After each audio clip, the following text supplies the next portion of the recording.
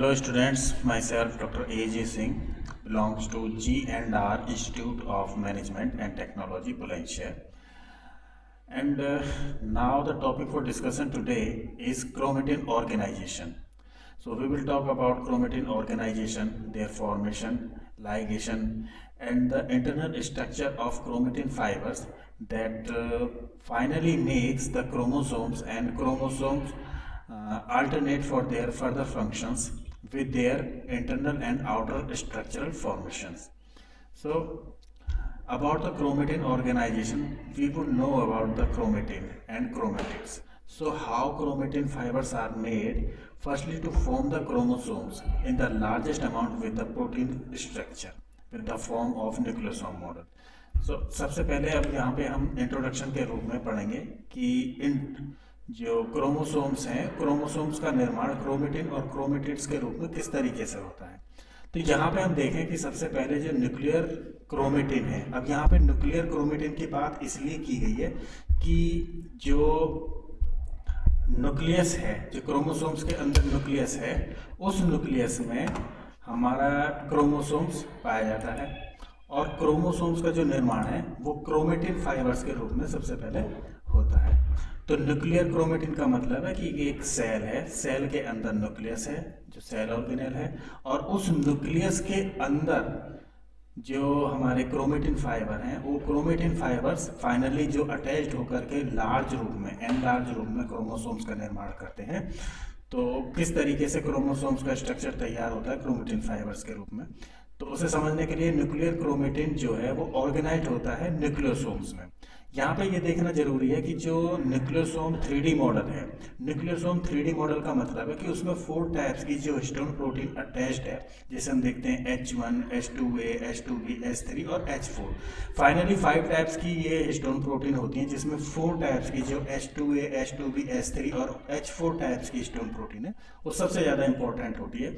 इन्हीं histone proteins के bind up करने से जो क्रोमेटिन फाइबर्स हैं वो डीएनए की डबल हेलिकल स्ट्रक्चर को अपने ऊपर बांधकर लपेटने का काम करती है। जैसे सुपर कॉइल ऑफ डीएनए होती है, सुपर कॉइलिंग जो होती है डीएनए की, वो 3D न्यूक्लियोसोम मॉडल के थ्रू आसानी से समझी जा सकती है।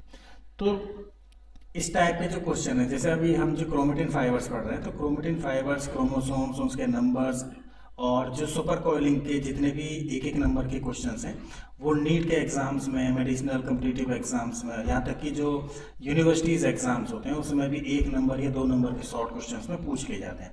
तो यहाँ पे हमें थोड़ा सा ये देखना होगा कि इसके बेसिक्स क्या हैं। सबसे पहले अगर हम न्यूक्लियोसोम की बात कर रहे हैं तो न्यूक्लियोसोम का जो कंपोजिशन है वो किस तरीके से है क्रोमेटिन फाइबर्स को लेकर के, और इसी तरीके से जो क्रोमोसोम का निर्माण होता है वो क्रोमोसोम का निर्माण न्यूक्लियर क्रोमेटिन के थ्रू किस तरीके से होता है। तो यहाँ पे समझने से पहले हम एक चीज़ देख लेते हैं कि जो न्यूक्लियर क्रोमेटिन है वो न्यूक्लियोसोम जो मॉडल होता है 3D, इसे 3C भी बोलते हैं, 3C बोल देते हैं या 3D मॉडल बोल देते हैं। इसके थ्रू क्रोमोसोम्स एक एनलार्ज फॉर्म होती है प्रोटीनस स्ट्रक्चर की, जिसमें genetic material DNA double helical structure के साथ सुपर कॉइलिंग के रूप में अटैच्ड रहता है। तो यहाँ पे हम देखेंगे कि जो एक यूनिट है, जो प्रत्येक यूनिट होती है उसमें 146 बेस पेयर्स होते हैं डीएनए के, जो रैप्ड होते हैं। रैप्ड होने से मतलब है जिस तरीके से हम किसी भी आर्टिकल को या किसी भी एक आइटम है, कोई भी मान लीजिए आपके पास आर्टिकुलेट है, तो उसको जब हम पैकेज कराने जाते हैं ना, जब उसे रैप करते हैं, उसको मान लीजिए आप आर्टिफिशियली रैप कराते हो, डेकोरेटिवली उसको रैप करते हैं, उसको पैकिंग करते हैं, तो उसी तरीके से यहाँ पर रैप्ड वर्क आए। तो रैप्ड का मतलब है कि वो लपेटा गया है, यानी कि कुंडलित है, या तो रिद फॉर्म में है या कॉइलिंग फॉर्म में है, ट्विस्टेड है। तो इस रैप्ड वर्ड का मतलब हो गया कि वो इस तरीके से वो रैप किया गया है, यानी कि मढ़ा गया है हिंदी में अगर बोले तो। अब ये ट्वाइस है, 2 बार है। 2 बार से मतलब है कि एक बार जब इस तरीके से वो रैप किया गया है तो उसके अंदर 4 टाइप्स के हिस्टोन प्रोटीन्स आ जाएंगे। एक पीछे की तरफ हो जाता है जिसे हम काउंट नहीं करते हैं। 3D मॉडल में हमें यहाँ पे देखने को मिलेगा कि एक यहाँ पे H2 है, H2A, H1 है, H2A है, उसके बाद में H3 है, H4 है, और यहाँ पे 4 टाइप्स के हो जाते हैं, H1, H2A, H2B, H3, H4। तो ये इस टाइप के जो हिस्टोन प्रोटीन्स हैं इसके चारों तरफ 2 बार में रैप करा हुआ जेनेटिक मटेरियल होता है। इस जेनेटिक मटेरियल को अगर फाइनली देखें तो ये क्रोमेटिन फाइबर की तरह लिपटा हुआ दिखाई देता है। इसकी 8 कोर होती हैं, 8 कोर होती हैं हिस्टोन प्रोटीन्स के साथ में। अब जैसे हम यहाँ पे H2A, H2B, H3 और H4 का नाम ले रहे हैं, तो ये तो मेन हिस्टोन प्रोटीन्स हो गई। अब जब ये 2 बार लपेटा जाएगा तो इसकी 8 कोर तैयार हो जाएंगी, यानी कि आप देख रहे हो 1 2 3 4 तो ये हो जाएंगी और 4 जस्ट इसके पीछे आ जाएगी। यानी ऐसे मान के चलिए कि आपके पास एक कॉइन है और एक कॉइन के पीछे दूसरा एक और कॉइन रखा हुआ है इस तरीके से। तो एक कॉइन के तो ये वाले 4 पार्ट और दूसरा जो कॉइन रखा हुआ है उसके भी ये 4 पार्ट होंगे। तो इस तरीके से 8 कोर तैयार हो जाती है, जिसमें जो मेनली 2 कॉपीज होती हैं वो H2A, H2B, H3 और H4 हिस्टोन प्रोटीन्स की होती हैं। तो आगे चल के हम अगली स्लाइड में देखेंगे कि किस तरीके से ये डायग्रामेटिक रिप्रेजेंटेशन किया जाता है। तो इसमें जो न्यूक्लियोसोम्स होता है वो असेंबल्ड होते हैं लॉन्ग एरे के रूप में, यानी कि एक लंबी श्रृंखला होती है, उसमें न्यूक्लियोसोम अटैच्ड होते हैं। न्यूक्लियोसोम अपने आप में एक 3 डायमेंशनल स्ट्रक्चर है, जिसमें हिस्टोन प्रोटीन्स हो गए, क्रोमेटिन फाइबर्स हो गए, उसके साथ में प्रोटीन के कुछ माइक्रोफिलामेंट्स स्ट्रक्चर्स भी होती हैं। जेनेटिक मटेरियल डीएनए है जो डबल हेलिकल स्ट्रक्चर के साथ में कॉइल रूप में जुड़ा रहता है, सुपर कॉइलिंग फॉर्मेशन में भी उसके अंदर पाई जाती है। तो ये 10 से लेकर 70 यानी कि 10 to 70 बेस पेयर्स के साथ लिंकर डीएनए के रूप में पाया जाता है, जो न्यूक्लियोसोम से कनेक्ट रहता है। अब यहाँ पे क्रोमेटिन का इंपॉर्टेंस ये है कि क्रोमेटिन अपने आप में एक डिटेल्ड कंट्रोल्ड स्ट्रक्चर है, जिसके बाइंड अप होने से क्रोमेटिड्स बन रहे हैं और उसके बाद में एनलार्ज फॉर्म में क्रोमोसोम्स का निर्माण हो रहा है। जैसे अगर हम लेवल्स ऑफ ऑर्गेनाइजेशन देखें क्रोमेटिन में, तो यहाँ पे हम देख पाएंगे कि 3 लेवल्स ऑफ क्रोमेटिन ऑर्गेनाइजेशन है। जैसे DNA wraps around histone protein, यानी कि जो हिस्टोन प्रोटीन के जो टाइप अभी हमने देखे H2A, H2B, H3 और H4 टाइप, ये हिस्टोन प्रोटीन्स हैं। तो डीएनए इनके चारों ओर यानी चारों तरफ इससे लिपटा हुआ, रैप करा हुआ, जैसे हम किसी आर्टिकल को या किसी आर्टिकुलेट को रैप कर देते हैं, उसको पैकेजिंग करते हैं, तो उसी तरीके से जो डीएनए उसके चारों तरफ लिपटा हुआ है। तो ये हिस्टोन प्रोटीन्स के चारों तरफ जब लिपटा हुआ है, रैप्ड करा हुआ है, तो वो फाइनली न्यूक्लियोसोम्स मॉडल्स में न्यूक्लियो, तो न्यूक्लियस का मतलब क्योंकि न्यूक्लियस के अंदर पाया जा रहा है और न्यूक्लियर मेम्ब्रेन के अंदर है, तो न्यूक्लियोसोम्स बॉडी है, यानी कि न्यूक्लियस के अंदर कुछ ऐसी बॉडीज हैं, कुछ ऐसी संरचना है जिसमें डीएनए डबल हेलिकल स्ट्रक्चर के साथ उससे मढ़ा हुआ, यानी कि उससे रैप करा हुआ, उससे ढका हुआ, कॉइल करा हुआ एक स्ट्रक्चर है, जो अपने आप में एक बीड्स के रूप में, बीड्स का मतलब हुआ जैसे माला होती है, जैसे हम गले में पहनने वाला एक बोल सकते हैं, जैसे एक नेकलेस की तरह एक माला होती है बीड्स की, मोतियों की बनी हुई, तो इस तरीके से एक स्ट्रक्चर देखने को मिलती है। ये यूक्रोमेटिन होती है, स्ट्रिंग स्ट्रक्चर है, रस्सी की तरह देखने को मिलती है। तो वो जो स्ट्रक्चर हमें दिखाई देती है वो ऐसा होगा जैसे न्यूक्लियोसोम 3D मॉडल है। जैसे फॉर एग्जांपल अभी हम यहाँ पे देखें, एक मोतियों की माला देखें हम, जैसे यहाँ पे बीड्स की एक एरे देखें, एक माला के रूप में इस तरीके से दिखाई देगा। एक बीड्स दूसरे बीड्स के साथ कनेक्टेड है, आप देख रहे हो कि एक बीड्स दूसरे के साथ कनेक्टेड है। अब यहाँ पे आप इमेजिन करिए स्ट्रक्चरली कि ये वाली जो बीड्स है, ये जो आपको एक दिखाई दे रहा है मोती की तरह, इसके अंदर 4 टाइप्स के तो हिस्टोन प्रोटीन हो गए। इसमें H2B है, H3 है, इधर H4 है ना, H2B, H2A, H2B, H3 और H4। फाइनली H1 होता है जो पीछे की तरफ कवर होता है। और ये जो हमें बीच में गैप दिखाई दे रहा है, यानी कि एक छोटी सी स्ट्रिंग जैसी जो 2 बीड्स को, यानी कि 2 न्यूक्लियोसोम स्ट्रक्चर को कनेक्ट करने का काम कर रही है, ये है क्रोमेटिन फाइबर। इस क्रोमेटिन फाइबर के ऊपर ही डीएनए का double helical structure bound up है। तो इस तरीके से कनेक्ट होता है। ये 2 बार रैप किया, फिर इधर आ गया, फिर इधर से 2 बार रैप किया, फिर इस पे आ गया, फिर इस वाले स्ट्रक्चर को 2 बार रैप किया, फिर इस पे आ गया, फिर इसको 2 बार रैप किया, फिर इस पे आ गया। इसका मतलब ये है कि जो तो रैप करने में जो मटेरियल यूज हो रहा है, जैसे हम रैप कर रहे हैं ना, इस तरीके से जो हम रैप कर रहे हैं, इस रैपिंग मटेरियल में ही क्रोमेटिन फाइबर है। इस क्रोमेटिन फाइबर को जब हम एनलार्ज फॉर्म में देखेंगे तो इसी के अंदर डीएनए हमें डबल हेलिकल स्ट्रक्चर के रूप में इस तरीके से दिखाई देगा, यानी कि इस तरीके से एक पट्टी नुमा एक स्ट्रिंग के रूप में दिखाई देगा, जिसके बीच में इस तरीके से ये नाइट्रोजिनस बेसिस होंगे और अदर 2 न्यूक्लियोटाइड्स सीक्वेंसेस हमें देखने को मिलेंगे। तो फाइनली डीएनए स्ट्रक्चर क्रोमेटिन के रूप में रैप करा हुआ न्यूक्लियोसोम मॉडल पर दिखाई देता है। अब जैसे अगर हम इसको काउंट करें कॉन्फ़िगरेशन के साथ न्यूमेरिकल वैल्यूज में, तो मल्टीपल हिस्टोन्स रैपिंग होती है, क्योंकि ये तो बहुत बड़ी श्रृंखला होती है। तो अब इसको नापने के लिए, मेजरमेंट करने के लिए एक हमारे पास स्केल है। हम मानते हैं कि ये 30 नैनोमीटर फाइबर के साथ अटैचमेंट होता है न्यूक्लियोसोम श्रृंखला में, यानी कि 30 नैनोमीटर का एक रैप होता है, यानी जो एक ट्विस्टेड फॉर्म है वो लगभग 30 नैनोमीटर की होती है। अब इसमें हेट्रोक्रोमेटिन भी होते हैं। हेट्रोक्रोमेटिन का मतलब है कि ऐसे क्रोमेटिन फाइबर जिनका रैपिंग स्केल अगर 30 नैनोमीटर से कम या ज़्यादा का हो जाता है और वो आपस में कनेक्टेड होते चले जाते हैं, तो हेट्रोक्रोमेटिन है, यानी कि अलग स्ट्रक्चर के साथ, अलग मेजरमेंट के साथ जब वो काउंट होते हैं तो वो हेट्रोक्रोमेटिन है। होमोक्रोमेटिन यानी कि एक स्केल के साथ, अगर उसमें एक जैसा स्केल यूज होता है, सपोज सभी 30 नैनोमीटर्स डिस्टेंस के साथ, लेंथ अप के साथ बाइंड अप हो रहे हैं, तो वो होमोक्रोमेटिन है। एक जैसी स्ट्रक्चर है, एक जैसा स्केल है, मेजरमेंट स्केल बराबर है, तो होमोक्रोमेटिन। लेकिन अगर वो एक ही एरे में, यानी एक ही श्रृंखला में अलग अलग मेजरमेंट स्केल के साथ है, न्यूमेरिकल वैल्यूज अलग हैं, तो हेट्रोक्रोमेटिन है। कॉम्पैक्ट फॉर्म होती है तो डिफाइन करेगा कि डीएनए की स्ट्रक्चर कैसी है, क्रोमेटिन का टाइप कैसा है, और फाइनली क्रोमोसोम्स किस टाइप का कंसिस्टेड है।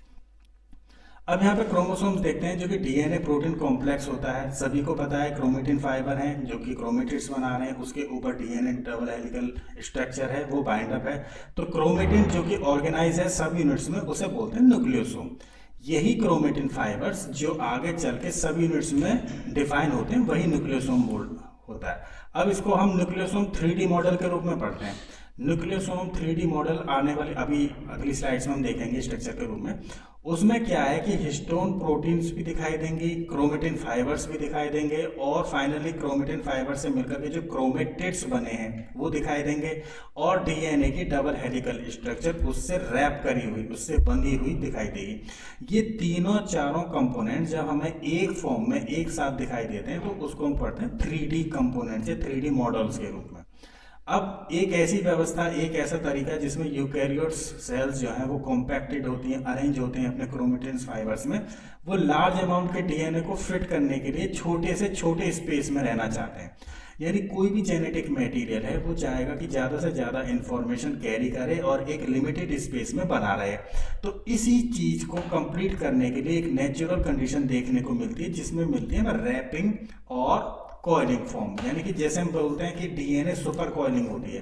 डीएनए सुपर कॉइलिंग का मतलब है कि जब ज़्यादा से ज़्यादा उसमें टर्न्स होंगे, लूप्स होंगे, रैप्स होंगे, इसका मतलब है कि वो ज़्यादा से ज़्यादा कंजेस्टेड होने लगेगा। इसी कंजेस्टेड फॉर्म से क्या फ़ायदा होता है नेचुरली, कि ज़्यादा से ज़्यादा इंफॉर्मेशन है, उसके अंदर ज़्यादा से ज़्यादा एमिनो एसिड्स के सीक्वेंसेस हैं, न्यूक्लियोटाइड न्यूक्लियोसाइड्स के सीक्वेंसेस हैं, और वो कम से कम जगह में अपनी इंफॉर्मेशन को कैरी कर सकते हैं। तो इसी वजह से नेचुरली फॉर्म में हमें जो रैपिंग सिस्टम है वो वहाँ पे ज़्यादा से ज़्यादा रोल देखने को मिलता है।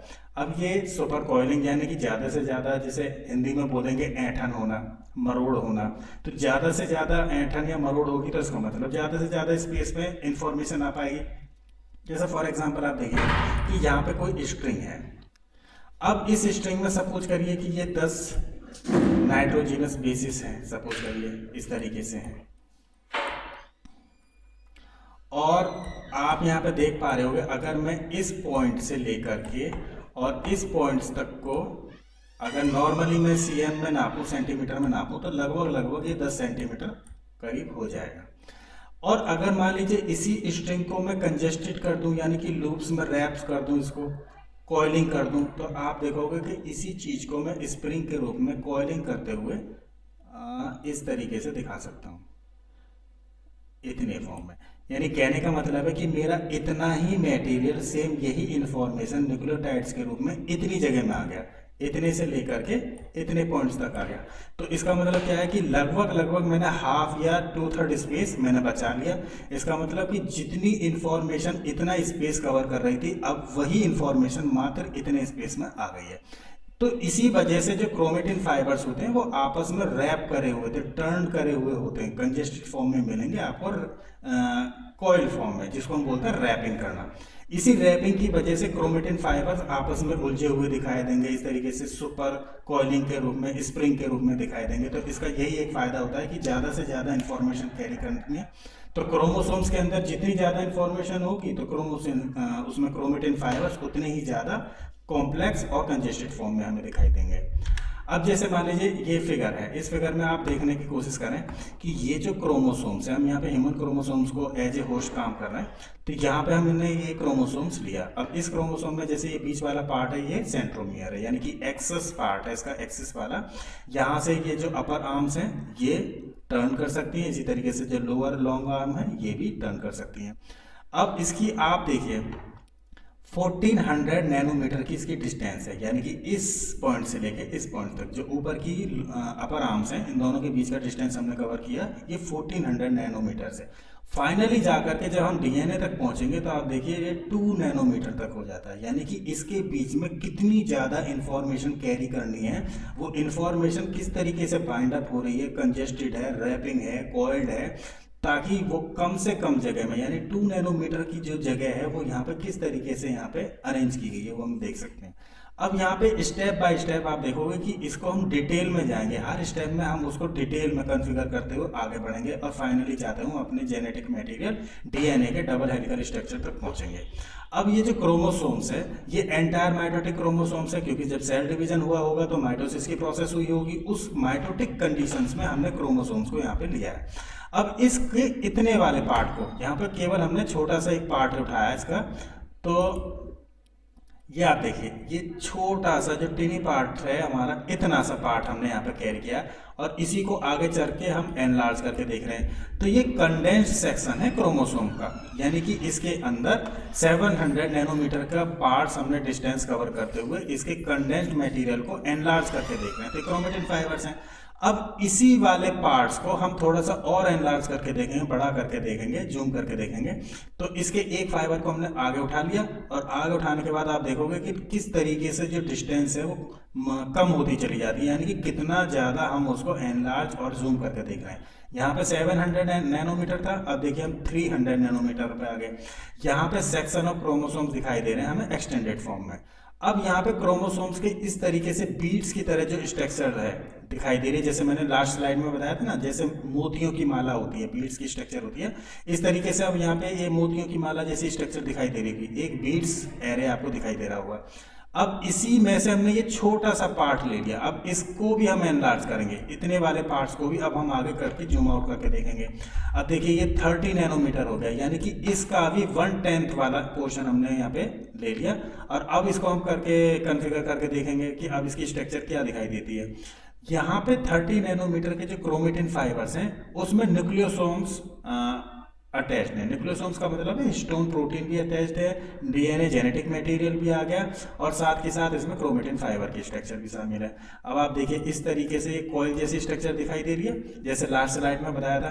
तो जिस तरीके से कॉइल्स एक दूसरे के ऊपर रखे होते हैं, अरेंज करे हुए होते हैं, सेम वही कंडीशन है। अब ये कॉइन जैसी स्ट्रक्चर जो कि स्टोन प्रोटीन्स हैं ये हमको दिखाई दे रही है और इसके बाद में हम यहाँ पे देखेंगे कि किस तरीके से जेनेटिक मटेरियल क्रोमेटिन फाइबर के रूप में रैप करा हुआ 2 टर्न्स, यानी कि 2 फेर इसमें लगाए हुए होते हैं, 2 टर्न्स करे हुए होते हैं। उसके बाद में फिर दूसरे से अटैच हो जाता है, फिर 2 टर्न्स कंप्लीट करने के बाद फिर वो तीसरे से, फिर फर्दर अलग, फिर अलग, फिर अलग, हर किसी से इसी तरीके से वो अटैच रहता है। अब इसमें से हम इतने वाले पार्ट को, केवल इतने वाले पार्ट को जूम आउट करके देखेंगे, यानी कि अभी 30 नैनोमीटर का स्केल था, अब इसका भी 1/3 उठा लेते हैं, यानी ओनली 11 नैनोमीटर के स्केल पे जा करके अब हम इसको देखने की कोशिश करेंगे। तो ये जो हमें बीड्स जैसी स्ट्रक्चर दिखाई दे रही है स्ट्रिंग के अंदर, यानी कि एक रस्सी नुमा स्ट्रक्चर है, उसके अंदर जो ये बीड्स हमें दिखाई दे रही है ये क्रोमेटिन है, फॉर्म ऑफ क्रोमेटिन। यहाँ पे आप देखिए इस तरीके की ये जो स्ट्रक्चर दिखाई दे रही है, ये यहाँ पे 2 टर्न होंगे,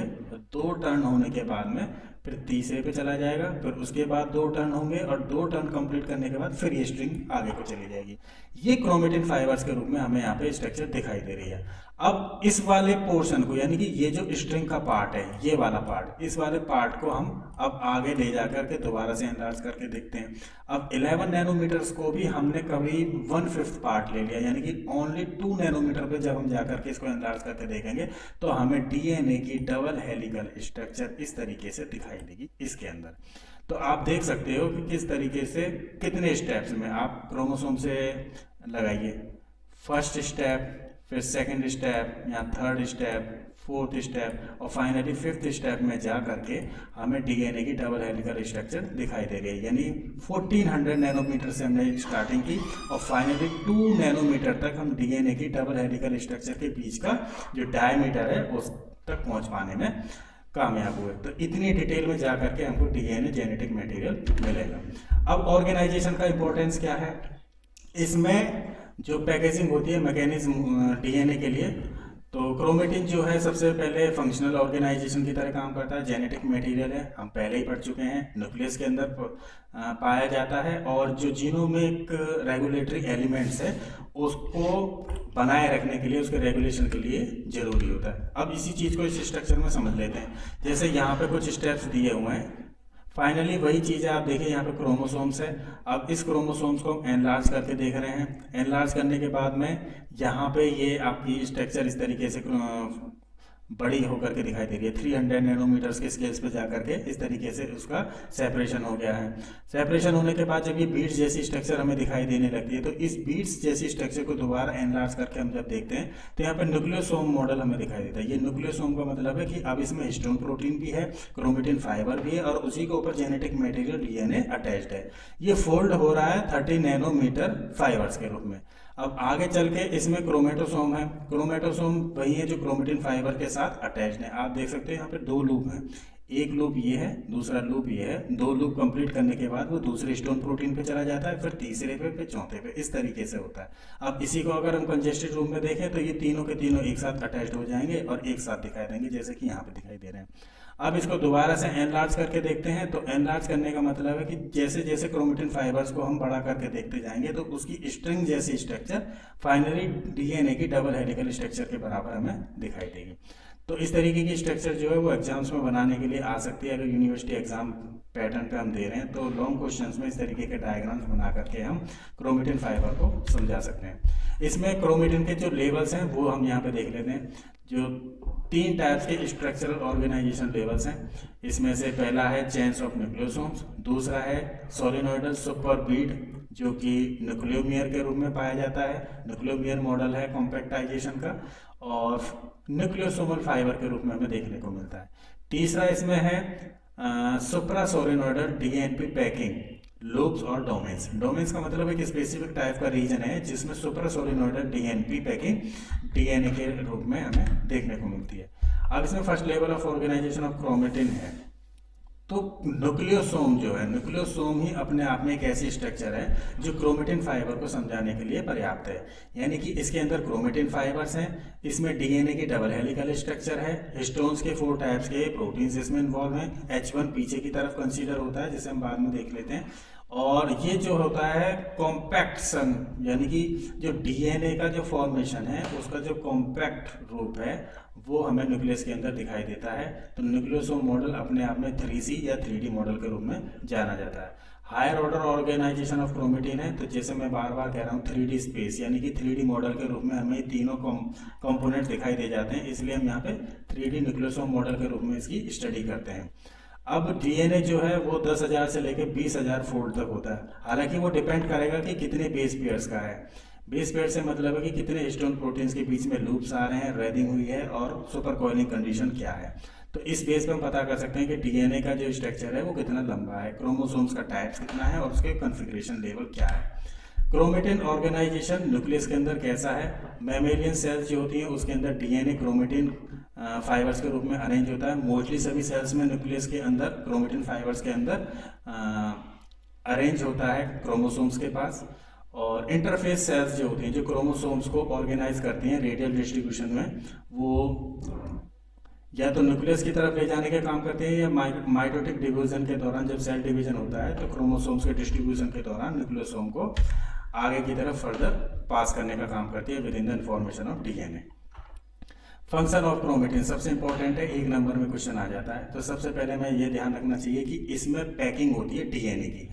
डीएनए की पैकेजिंग हो जाएगी तो सबसे इंपॉर्टेंट ये रहेगा कि जो इन्फॉर्मेशन है उसको आप स्टोर कर सकते हैं, एनलाइन कर सकते हैं, एनहेंस भी कर सकते हैं, आगे चल के वो माइटोटिक डिवीजन में काम आती है। न्यूक्लियस के अंदर सेव रहता है, डीएनए की एक्सेस को कंट्रोल करने का काम करता है, जिससे कि यही इन्फॉर्मेशन ट्रांसक्रिप्शन में, ट्रांसलेशन में काम आती है। और जब कभी डीएनए डैमेज हो जाता है तो उसकी रिपेयरिंग के दौरान भी यही इन्फॉर्मेशन काम आती है। तो क्रोमेटिन का अपने आप में बहुत बड़ा रोल है। 3C या 3D क्रोमेटिन स्ट्रक्चर, जो कि हम लास्ट न्यूक्लियोसोम मॉडल में देख सकते हैं। तो क्रोमेटिन कन्फर्मेशन कैप्चर बोलते हैं इसको 3C में, या 3D, 3 डायमेंशनल क्रोमेटिन स्ट्रक्चर के रूप में भी इसको पढ़ा जाता है। स्टेट्स ऑफ क्रोमेटिन, कितने टाइप्स की स्टेट्स हैं इसमें, यहाँ पे हम देख सकते हैं क्रोमेटिन फाइबर को।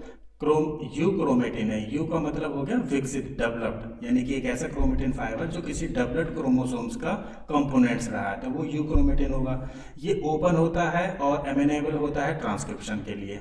इसी तरीके से हेट्रोक्रोमेटिन होता है। हेट्रोक्रोमेटिन का मतलब है कि उसमें जो नैनोमीटर का जो डिस्टेंस है वो मेंटेन ना होते हुए डिस्ट्रीब्यूटेड होता है और डिसिमिलर हो सकता है। तो उनके बीच का जो गैप है मेंटेन ना होते हुए अलग अलग टाइप्स का होता है, जिसकी वजह से क्रोमेटिन फाइबर्स की स्ट्रक्चर, लेंथ और साइज चेंज हो जाती है, तो उसे बोलेंगे हेट्रोक्रोमेटिन।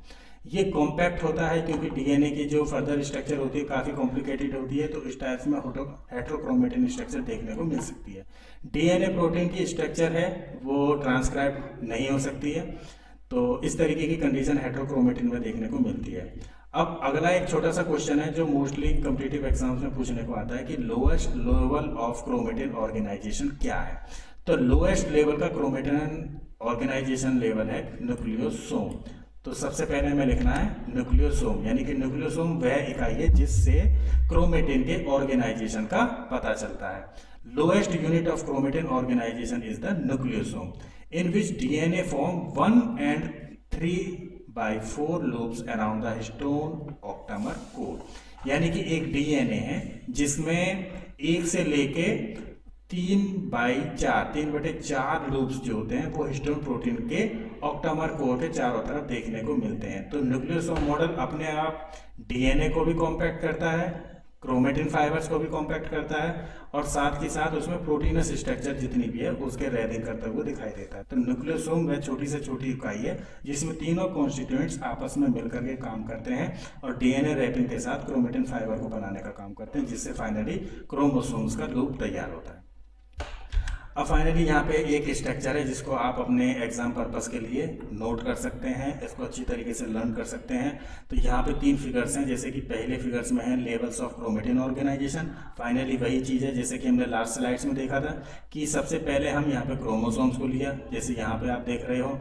उसके बाद में हम उसके बीड वाली स्ट्रक्चर पर आ जाते हैं, यानी न्यूक्लियोसोम मॉडल पर। उसके बाद क्रोमेटिन फाइबर्स पर आ जाते हैं। क्रोमेटिन फाइबर्स को एनलार्ज करके देखते हैं, तो जो रैपिंग मटेरियल है, जो कॉन्स्टिट्यूएंट रैपिंग मटेरियल है, वो डीएनए का डबल हेलिकल स्ट्रक्चर है, वो इस तरीके से दिखाई देता है। तो इस वाले स्ट्रक्चर में तो आप ये दिखा सकते हैं। दूसरे लेवल में जो डिस्ट्रीब्यूशन है, जो डिस्टिंक्ट है क्रोमेटिन स्टेट्स का, वो आप दिखा सकते हो कि पैटर्न कैसा है, मैथिलेशन कैसा है, हिस्टोन मॉडिफिकेशन कैसा है। तो ये एक डायग्रामेटिक चार्ट है, इससे आप ये दिखा सकते हो कि ट्रांसक्रिप्शन कहाँ से स्टार्ट हुआ, किस एंजाइम्स की मदद से स्टार्ट हुआ, जैसे पॉलीमरेज सेकंड एंजाइम है, इन जीन्स की मदद से किस तरीके से क्रोमेटिन फाइबर्स इन्वॉल्व होते हैं और फाइनली किस तरीके से प्रोसेस को कंप्लीट करने का काम करते हैं। तीसरा है एपिजेनेटिक रेगुलेशन है, ये जीन एक्सप्रेशन में काम आएगा। जीन एक्सप्रेशन के दौरान आप देख सकते हैं कि क्रोमोसोम्स के अंदर किस तरीके से क्रोमेटिड्स, फिर क्रोमेटिन फाइबर और फाइनली डीएनए का डबल हेलिकल स्ट्रक्चर इन्वॉल्व होता है और किस तरीके से जीन को एक जगह से दूसरी जगह ट्रांसक्राइब करने का काम करता है, फाइनली प्रोटीन सिंथेसिस कंप्लीट होती है। तो यहाँ पे कुछ एपिजेनेटिक एंजाइम्स हैं और जीन्स हैं जो इन्वॉल्व होते हैं, जो इस तरीके की प्रोसेस को कंप्लीट करने का काम करते हैं। तो स्टूडेंट्स, इन स्लाइड्स से आपको कुछ बेसिक्स पता पड़े होंगे क्रोमेटिन ऑर्गेनाइजेशन के, और बाकी कुछ स्लाइड्स में आगे चल के हम इसके बारे में और डिटेल में जानने की कोशिश करेंगे। Thank you.